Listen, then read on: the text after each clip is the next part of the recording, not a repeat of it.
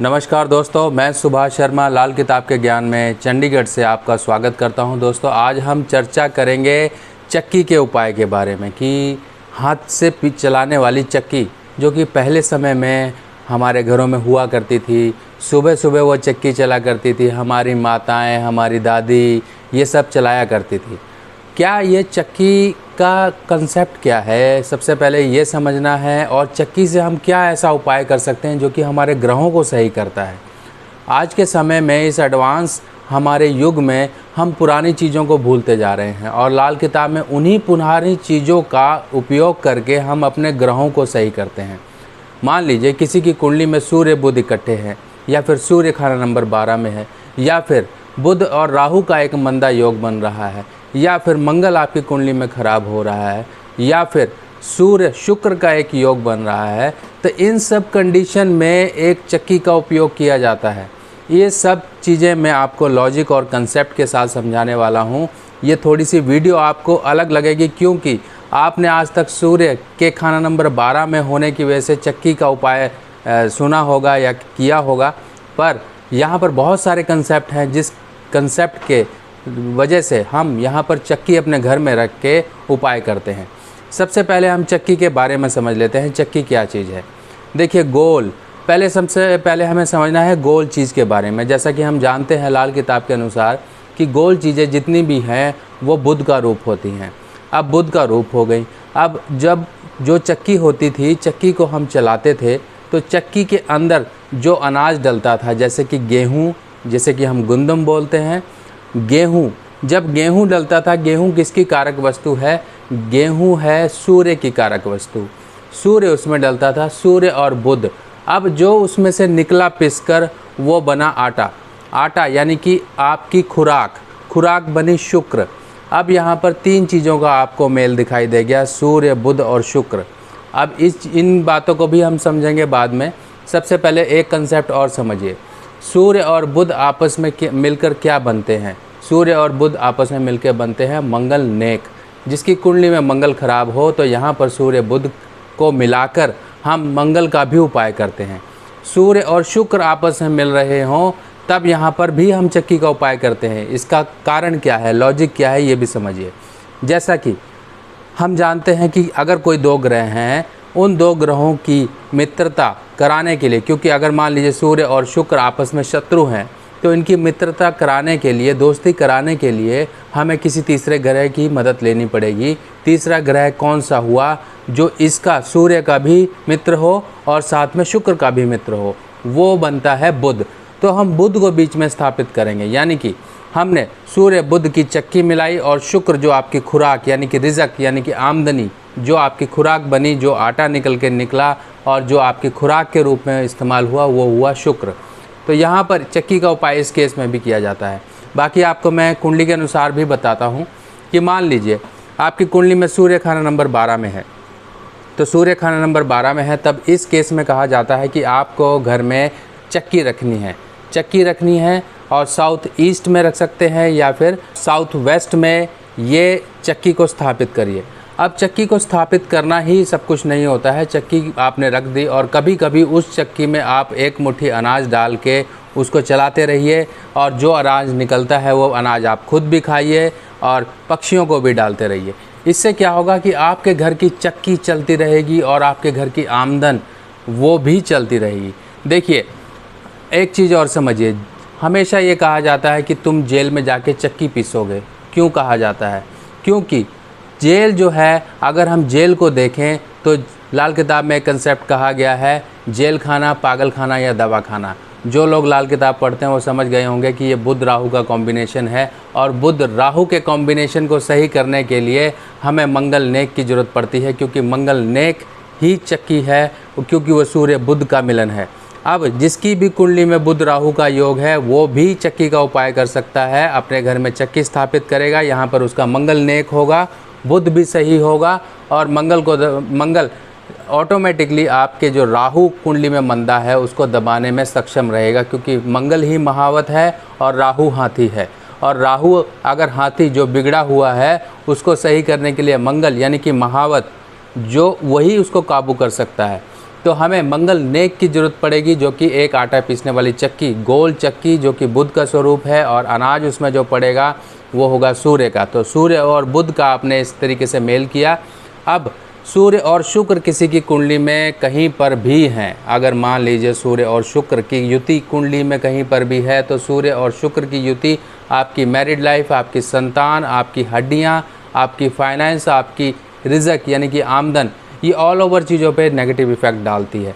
अब इनको सही करने के लिए हमें चक्की का उपाय करना है। अब चक्की को हमने कैसे स्थापित करना है? मान लीजिए सूर्य और बुध खाना नंबर 7 में है। अब सूर्य और बुध खाना नंबर 7 में है, तब इस केस में शुक्र मारा जाएगा, क्योंकि शुक्र को बुध की सपोर्ट नहीं मिलेगी। जब भी सूर्य और बुध इकट्ठे हो जाते हैं, तब इस केस में शुक्र वो एक अलग थलग पड़ जाता है, और शुक्र बिना बुध की सपोर्ट के एक तरीके से पागल होता है। और खाना नंबर 7 तो आपका रिज़क और आमदनी का ही माना जाता है।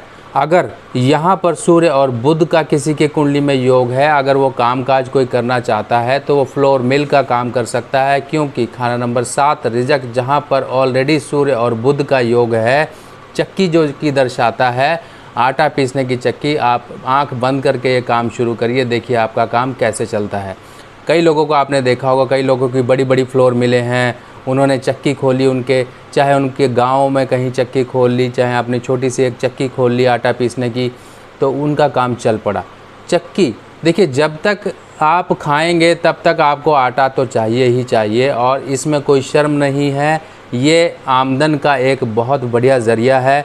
अगर आप कर सकते हैं, आपकी कुंडली में सूर्य बुध का खाना नंबर 7 में योग है, तब आप आटा पीसने की चक्की का काम कर सकते हैं। खाना नंबर 12 में अगर मान लीजिए सूर्य है, तब आप आटा पीसने वाली चक्की साउथ ईस्ट या फिर साउथ वेस्ट में रखेंगे। अब इसके साथ साथ हम समझेंगे कि सूर्य और शुक्र, अगर मान लीजिए सूर्य और शुक्र खाना नंबर 2 में है, खाना नंबर 4 में है, या फिर खाना नंबर 6 में है, या फिर खाना नंबर 9 में है, या फिर खाना नंबर 12 में है, तब इस केस में भी हम घर में चक्की रख सकते हैं। ये सूर्य और शुक्र के एक मंदे योग के कारण यहाँ पे हमने बुध की साथ में मिलावट करते हैं, ताकि बुध बीच में आके सूर्य और शुक्र का एक मंदा योग अलग अलग कर सके, यानी कि दोनों की दुश्मनी के बीच में एक बुध को हम स्थापित करते हैं, जिससे कि हमारे शुक्र और सूर्य के फल नष्ट ना हो। हमेशा कहा जाता है कि अगर खाना नंबर 6 में सूर्य और शनि का योग है, अगर एग्जाम्पल के तौर पे मैं आपको बताऊं, सूर्य और शनि का अगर योग है, तब इस केस में यही कहा जाता है कि घर में हरे पौधे लगाएं। ये जो आपके इंस्ट्रूमेंट्स होते हैं, म्यूज़िक इंस्ट्रूमेंट्स होते हैं, वो आप घर में रखिए। चहचहाते पक्षियों की आप घर में रखिए। क्यों कहा जाता है? क्योंकि सूर्य और शनि आपस में 2 शत्रु हैं, और इन दोनों की शत्रुता ख़त्म करने के लिए बुध को स्थापित किया जाता है। क्योंकि बुध ही सूर्य का मित्र है और शनि का मित्र है। तो इसी सारे कंसेप्ट को समझते हुए सूर्य और शुक्र की युति को सही करने के लिए चक्की हम इस्तेमाल करते हैं। सूर्य बुध अगर अच्छे खाने में है, तब हम इस चक्की इस्तेमाल करते हैं। बुध राहु का अगर मंदा योग है, बुध राहु का मंदा योग मान लीजिए खाना नंबर 8 में है, खाना नंबर 12 में है, खाना नंबर 9 में है, या फिर खाना नंबर 3 में है, खाना नंबर 6 में है, कहीं पर भी अगर कुंडली में बुध राहु इकट्ठे हो गए, तो यहाँ पर नेगेटिव रिज़ल्ट उसकी लाइफ में आते ही आते हैं। या तो वो इंसान बीमारियों में पैसा उसका बर्बाद होता है, या कोर्ट कचहरियों के चक्कर में पड़ा रहता है, या उसके काम धंधे में कई ज़्यादा अड़चनें आती हैं, दुश्मन पैदा होते रहते हैं। तो ये सब चीज़ों का उपाय हमने करना है। अब हम समझते हैं कि ये उपाय कब और कैसे कैसे किया जाता है।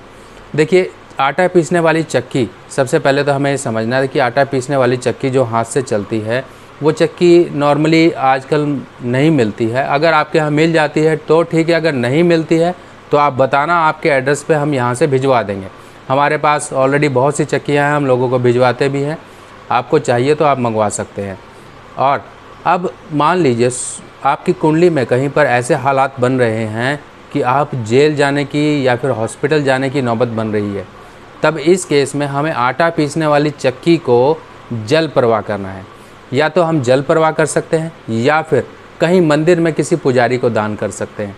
ये आपने वहाँ पे दान करनी है। इस केस में आपको घर में नहीं रखनी है, क्योंकि यहाँ पर सिर्फ हमने उस मंदे योग को पलटना है जो आपके लिए धन का नुकसान, आपके घर में परेशानियाँ, ये सब चीज़ें लेकर आ रहा है। अगर आपके घर में फाइनेंशियल प्रॉब्लम बहुत ज़्यादा रहती है, आप कमाते तो बहुत हैं पर इधर उधर कहीं ना कहीं घुस जाता है, तो आप समझ लीजिए कि आपका इस केस में आपकी कुंडली में कहीं पर मंगल एक नेगेटिव हो रहा है, सूर्य बुध का एक मेल नहीं हो रहा है और शुक्र भी ख़राब है। क्योंकि ये सारे कंसेप्ट्स आपको दिमाग में लगाने हैं कि शुक्र आपकी आमदन है, सूर्य बुध मंगल नेक है। मंगल नेक यानी कि आपके घर की खुशियाँ, आपके घर की खुशियाँ और पैसे का जमा होना, ये सब चीज़ें परेशानी में हैं। तब इस केस में आप घर में एक आटा पीसने वाली चक्की ज़रूर रखिए। आटा पीसने वाली चक्की रखेंगे और उसमें आप कुछ दिनों में अनाज डाल के उसको चला के उस पर कुछ जो अनाज निकलता है उसको आप या तो दलिया बना के खाइए या पक्षियों को डालते रहिए। ये आपने काम ज़रूर करना है। ये काम करने से आपके एक तो नेगेटिव योग कटेंगे और जो आ रही परेशानियां हैं उनसे आपका बचाव होगा। अब इसके बाद हम समझते हैं कि कामकाज से संबंधित अगर किसी के बहुत ज़्यादा दिक्कतें आ रही हैं और उसकी कुंडली में सूर्य और शुक्र का योग है, तब इस केस में हमें चक्की घर में स्थापित करनी है। चक्की घर में स्थापित करिए। आपको इस केस में भी अनाज डाल के उसमें चलाते रहना है। यानी कि चलती हुई चक्की तभी चलती है जब आपके घर में कुछ होता है, आपके घर में अनाज होता है। और अनाज अगर हम माने तो घरों में चावल क्यों रखे जाते थे, घरों में हम ये अनाज के बड़े बड़े क्विंटल बना के क्यों रखते थे? जिसके घर में अनाज होता था, जिसके घर में ये अनाज इकट्ठा रहता था, वहीं पर ही जो खुशियाँ रहती थी, वहीं पर ही एक लक्ष्मी का वास होता था। क्योंकि अनाज को ही लक्ष्मी का रूप माना गया है। लक्ष्मी यानी कि शुक्र का रूप है। तो हमें शुक्र को स्थापित करके रखना है और अनाज जब तक चक्की चलती रहेगी आपकी आमदन भी चलती रहेगी। ये कॉन्सेप्ट को आप दिमाग में बिठा के रखिए। आज के समय में हम ऐसी कंडीशंस में हैं कि चक्की नहीं चला पाते हैं। चक्की को या तो आप चलाइए, जिसकी कुंडली में ये योग है, या तो वो चलाए, या तो उसकी वाइफ चलाती रहे और जो अनाज निकलता रहे वो अनाज खाने में मिला के अपने इस्तेमाल करते रहो। ये उपाय करने से बहुत लोगों का भला हुआ है, बहुत लोगों की बहुत सी परेशानियां दूर हुई हैं। पर आज तक हम लोगों ने यही समझा कि हम लोग खाना नंबर 12 में अगर सूर्य है तो हम चक्की रख लें, पर बाकी कंसेप्ट्स को नहीं लगाया। बाकी कंसेप्ट्स को अगर लगाते तो आज आपके उपाय भी काम कर रहे होते। शायद मेरे ये उपाय आज वो लोग ज्योतिषी वगैरह देख रहे होंगे और समझ रहे होंगे कि कंसेप्ट्स को कैसे लगाया जाता है। कंसेप्ट्स को लगाना ज़रूरी है।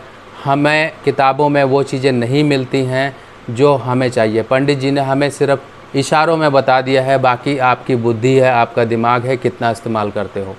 तो दोस्तों, अगर आप लोग ये उपाय करते हैं, अगर मान लीजिए आपके घर में कोई बहुत ज़्यादा बीमार है और उसकी कुंडली में ऐसे योग हैं कि बुध राहु का कहीं से कनेक्शन है, बुध राहु का कनेक्शन अगर मान लीजिए खाना नंबर 6 में बुध है, खाना नंबर 2 में राहु है, या फिर खाना नंबर 3 में बुध है, खाना नंबर 11 में राहु है, या फिर खाना नंबर 5 या खाना नंबर 9, ऐसे कहीं पर भी स्थिति है, 6 में राहु है, 12 में बुध है, तब ऐसे केस में समझ लीजिए ये कनेक्शन है। और ये कनेक्शन लाल किताब की दृष्टि और उसूलों के हिसाब से बनता है और इस कनेक्शन में बुध राहु का योग ही मंदा होता है। तब इस केस में मंगल नेक की ज़रूरत पड़ती है। मंगल नेक यानी कि चक्की या फिर सूर्य बुध का एक उपाय। जैसा कि अगर मान लीजिए सूर्य बुध खाना नंबर 8 में आ जाते हैं, तब इस केस में कहा जाता है कि आप मूंग साबुत भर के आप जल प्रवाह करते रहें। क्यों कहा जाता है? क्योंकि ये मंगल नेक बनता है।